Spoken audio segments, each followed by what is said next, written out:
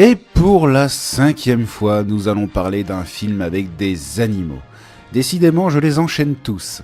C'est pas étonnant à vrai dire, les studios Disney ont eu l'habitude de mettre en scène des animaux pour attirer les enfants dans les salles, en plus des princesses. Dumbo était un des films dont j'ai poncé la VHS lorsque j'étais petit. Et si la mort de la mère de Bambi ne m'a pas tant traumatisé que ça, l'enfermement de la mère de Dumbo, lui, m'a pas mal marqué dans mon enfance. Mais reprenons depuis le début. Dumbo est un film réalisé par Ben Sharpsteen, diffusé pour la première fois en 1941. Oui, comme Pinocchio et Bambi, en pleine Seconde Guerre mondiale. Nous suivons l'histoire de Dumbo, un petit éléphanteau qui naît dans un cirque. Ou plutôt qui se fait livrer par une cigogne tel un Colissimo. Dumbo a une particularité physique qui ne l'avantage pas socialement parlant. Il a en effet de très grandes oreilles pour son âge et est la risée de tous les éléphants du cirque. Alors que sa mère tente de le protéger des moqueries des autres, elle va finir par être enfermée après avoir malmené de vilains gardements.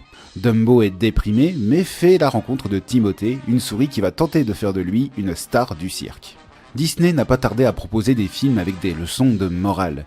Ici dans Dumbo, les thèmes principaux sont la tolérance et la confiance en soi. Et on voit très clairement que le film se divise en deux parties. La première partie est concentrée sur Dumbo et sa difficulté de s'intégrer parmi les autres éléphants, donc la tolérance. Et la deuxième partie se concentre sur sa vie en tant qu'attraction de cirque et sa volonté d'être autre chose, donc la confiance en soi.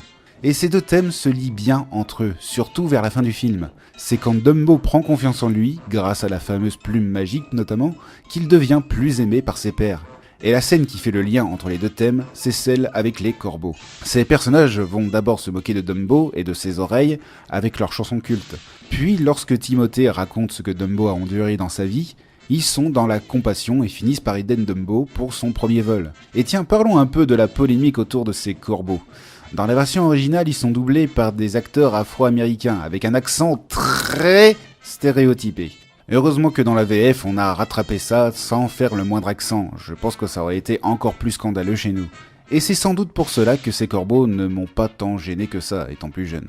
Mis à part ça, tous les personnages ne sont pas mauvais. Dumbo est le personnage mignon, ce qui renforce encore plus notre compassion pour lui. Madame Jumbo est la mère aimante et protectrice, ce qui nous donne un sentiment d'injustice lorsqu'elle se fait enfermer par les employés du cirque.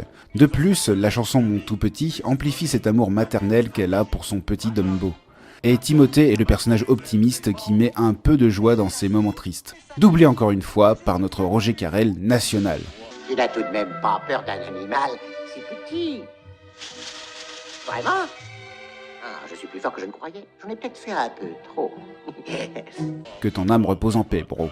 Mais là où le film excelle, c'est lorsqu'il part complètement en sucette. La scène des clowns dans le cirque est remplie de petits gags, bon, qui ne cassent pas trois pattes à un canard aujourd'hui, mais qui est tout de même sympathique. Même lorsqu'ils se parlent entre eux dans leur loge, les gags continuent à s'enchaîner.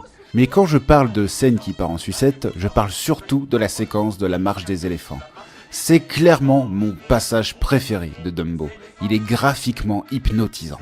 On se demande encore aujourd'hui ce qu'ont pris les dessinateurs pour en arriver là, ou ce qu'ils ont bu, si on prend l'exemple de Dumbo. Dumbo fut un film particulier pour Disney.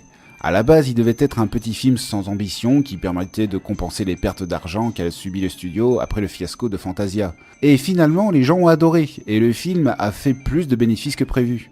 Et je trouve que c'est mérité. En plus, il aborde déjà le sujet de l'exploitation animale dans les cirques, alors que le film date du début des années 40. Certes, c'est le classique de Disney le plus court avec ses 66 minutes, et ce n'est pas plus mal à mon avis. Je ne vois pas ce qu'il aurait encore d'autre à raconter. C'est un bon petit film pour les enfants sur la tolérance avec de l'humour et de l'émotion.